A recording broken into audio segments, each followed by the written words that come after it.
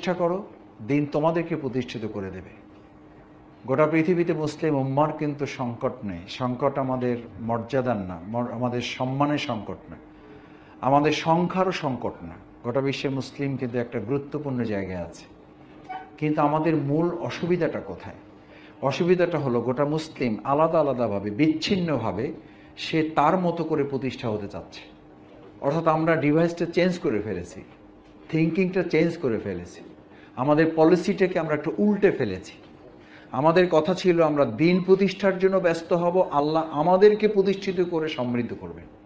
কিন্তু এখন আমি আমাদেরকেই বলতে শুনি, ভাই একটু সময় দেন, প্রতিষ্ঠিত হয়ে নেই, তারপরে কি করা যায় দেখি।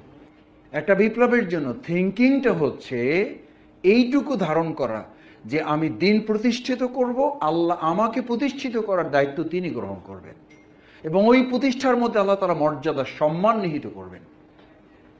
আমরা প্রায় আয়াতেও তেলাওয়াত করি, অত ইজ্জু মান তাশাউ ওয়া তুযিল্লু মান তাশাউ বিয়াদিকাল খায়র।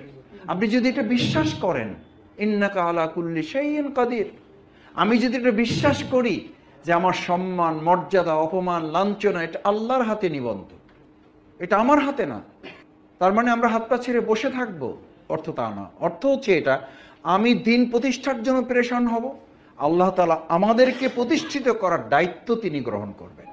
দ্বিতীয় ইস্যু হচ্ছে, আমার সমস্ত প্রচেষ্টার কেন্দ্রবিন্দুটা যদি ঠিক না থাকে তাহলে খেলা ভালো হবে, গোল হবে না। এটা কোরআন বলে দিয়েছে, এটা তো জামাতের কথা না, এটা তো এই পেশাজীবী অঙ্গনে চিকিৎসকদের কোনো কথা না, এটা তো আপনাদের আবিষ্কৃত কোনো তথ্য নয়, এটি তো ডাক্তার শফিকুর রহমানের কোনো আলাদা কোনো বক্তব্য নয়, এটা আল্লাহ তাআলা প্রদত্ত বক্তব্য। আমি 3টি টার্গেট নির্ধারণ করে দিয়েছি। ইন্নী জাইলুন ফিল আরদে খলিফা, সে আমার প্রতিনিধিত্ব করবে। আপনাদের তো রিপ্রেজেন্টেটিভ থাকে, মেডিকেল রিপ্রেজেন্টেটিভ আছে না নেই? মেডিকেল রিপ্রেজেন্টেটিভের কাজ কি? এটা কি করে? এরা যদি এই কথা বলে আপনাদের ওখানে গিয়ে, দূর স্যার সময় দিতে পারে না, এই স্যারের পিছনে ক্ষমাখা সময় ব্যয় করে লাভ নেই। যে মাসুদ ভাই কি বলবো বলেন, আমি মাস্টার ডিগ্রি করা একটা লোক, একজন ডাক্তারের কাছে সময় নেই, সময় নিয়ে যাওয়ার পরও তার যে অ্যাটেন্ডেন্ট থাকে সে হলো 8 পাস অথবা 9 পাস অথবা এসএসসি পাস, সে আমারে যে ধমকটা দেয়, কয় যে স্যার খুবই ব্যস্ত, আপনি আসছেন কি জন্য, বসেন, আপনারা আসারও আর টাইম পাইলেন না। তখন মনে হয় ব্যাগ ট্যাগ এই সমস্ত ছেড়ে চাকরি বাকরি বাদ দিয়ে চলে যায়। কিন্তু ওই যে মনে করি যে আমার তো রিপ্রেজেন্টেটিভের দায়িত্ব, আমার তো প্রতিনিধিত্ব করার দায়িত্ব, আমার কোম্পানির প্রোডাক্টটা তাকে দিতে হবে। রিপ্রেজেন্টেটিভ তো শুধু ওষুধ কোম্পানির না, আপনি তো ইসলামের এই কোম্পানির রিপ্রেজেন্টেটিভ, আমি তো ইসলাম নামক এই প্রতিষ্ঠানের রিপ্রেজেন্টেটিভ, আমি তো প্রতিনিধিত্ব করছি তার। এখন ওই রিপ্রেজেন্টেটিভ যদি সময় না দেয়, শুধু ওষুধ বিক্রি করতে না পারে, প্রোডাক্ট যদি সে না দিতে পারে, মাস শেষে তার চাকরি থাকে না, কিন্তু আমার চাকরি থাকে কি করে? আমি আল্লাহর প্রতিনিধিত্বের চাকরি থাকে কি করে যে আমি 5 জনকে কর্মী বানাইতে পারলাম না, আমি 5 জনকে নামাজের প্রোডাক্টটা তাকে ধরাইতে পারলাম না, আনাকিমুদ্দিনের কর্মী তাকে আমি বানাইতে পারলাম না, এই প্রোডাক্ট আমার বৃদ্ধি হলো না, ওখানে ওষুধ বিক্রি করে প্রোডাক্ট দিতে না পারলে তার চাকরি থাকে না, তার প্রমোশন হয় না, তার কমিশন হয় না, যোগ হয় না। কিন্তু আমার চাকরি, আমার প্রমোশন, আমার কমিশন থাকে কি করে? সে ধৈর্যশীল। এই একই কথা আল্লাহ রিপ্রেজেন্টেটিভ যারা প্রতিনিধিত্ব করবে তাদের জন্য বলা আছে, তারা সবরের দিক থেকে সবচেয়ে শক্তিশালী হবে। তারা অন্যের সাথে ঝগড়া করবে না, তর্ক করবে না, মেজাজের খেই হারিয়ে ফেলবে না। তারা একথা বলবে না যে এত চেষ্টা করার পর হইল না, তাহলে আমি এটা ছেড়ে দিলাম। প্রিয় নবী মুহাম্মদুর রাসূলুল্লাহ সাল্লাল্লাহু আলাইহি সাল্লাম ইসলামের এই বেসিক দায়িত্ব পালন করতে গিয়ে যখন কিছুটা তার মধ্যে উদ্বেগ উৎকণ্ঠা তৈরি হয়েছে, আল্লাহ তাআলা সোজা আয়াত নাজিল করেছেন। আমি অনেক সময় বলি, আমাদের তো একটু কড়া কথা আলোচনা হইলে বলেন যে এই যে আমরা যে ডাক্তাররা সামনে বসে আছি, এইটাও আপনারা একটু হিসাব করেন না।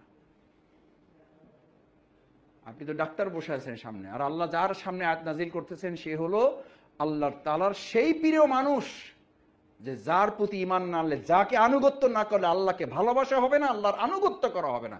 সেই রাসূল সাল্লাল্লাহু আলাইহি সাল্লামকে আল্লাহ স্মরণ করাচ্ছেন, যদি আমার দেওয়া প্রতিনিধিত্বের ক্ষেত্রে সামান্য এফর করো, সামান্য ডান বাম করো, ওয়াইন কানা কাবুরা আলাইকা ইরাদুহুম জাহিদু ফিল্লাহি হাক্কা জিহাদিহি, তোমার প্রচেষ্টাটা এমন হবে, হাক্কা জিহাদিহির অর্থ হচ্ছে আপনাকে যদি পানির নিচে কেউ চেপে ধরে তাহলে ওখান থেকে মাথা উঠিয়ে অক্সিজেন গ্রহণ করার চেষ্টাটা কেমন, শুধু অক্সিজেন গ্রহণ করার এই প্রচেষ্টাটুকুতে হাত পা বাঁধা অবস্থায় বিছানা সহ সে উল্টে পড়ে যাচ্ছে।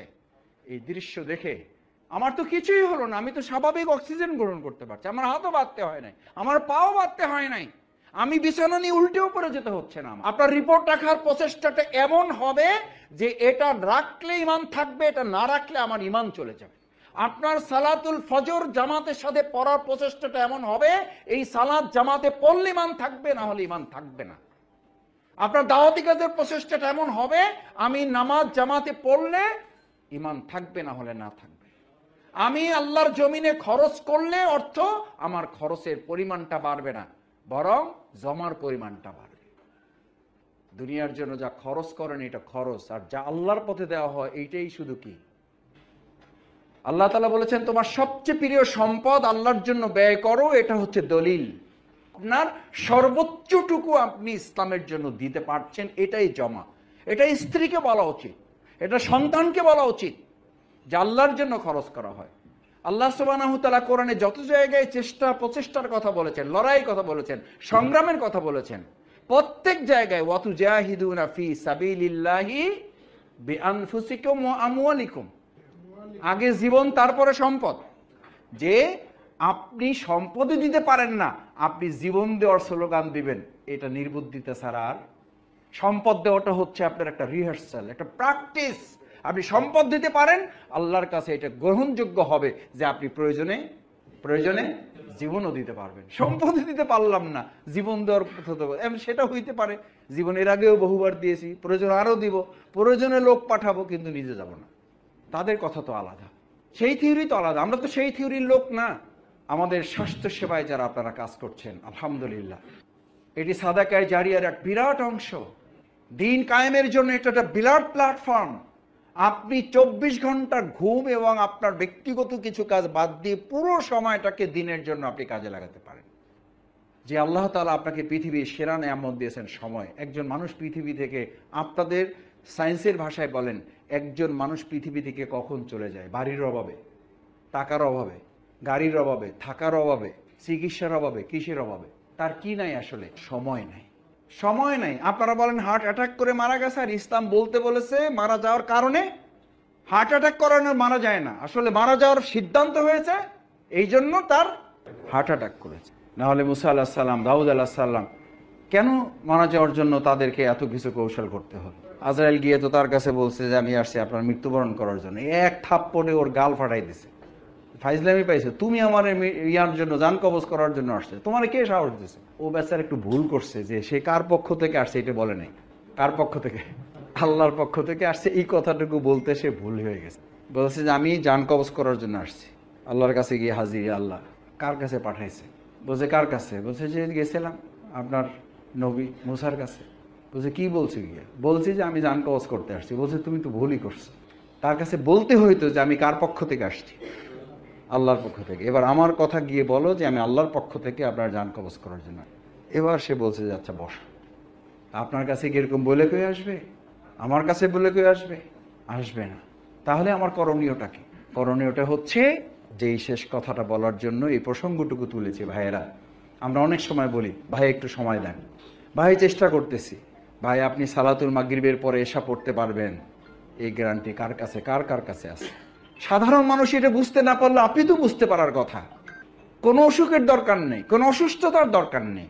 অসুস্থতা এইটুকুই যে তার মৃত্যুর ফায়সালা হয়ে গেছে। সালাতুল মাগরিব দাঁড়াবেন এই পেরেশানি নিয়ে যে রাসূল সাল্লাল্লাহু আলাইহি সাল্লাম বলছেন, ইয়া রাসূলুল্লাহ আমার সালাতুল মাগরিব, সালাতুল জোহর, সালাতের মধ্যে আমার মনোযোগ আসে না। রাসূল সাল্লাল্লাহু আলাইহি সাল্লাম বললেন, সালাতের মধ্যে এই পেরেশানি রাখবা, আমামা রব্বাহু, তুমি রবের সামনে দাঁড়িয়েছো, এই পেরেশানি রাখবা। অরা জাহরুল মালাকুল মাউত, তোমার পিছনে কে আছে? মৃত্যুর ফেরেশতা আছে। এই পেরেশানি নিয়ে সালাতে দাঁড়াবা। বিল ইয়ামিনে জান্নাহ বিশ শিমালে জাহান্নাম, তোমার ডান পাশে জান্নাত,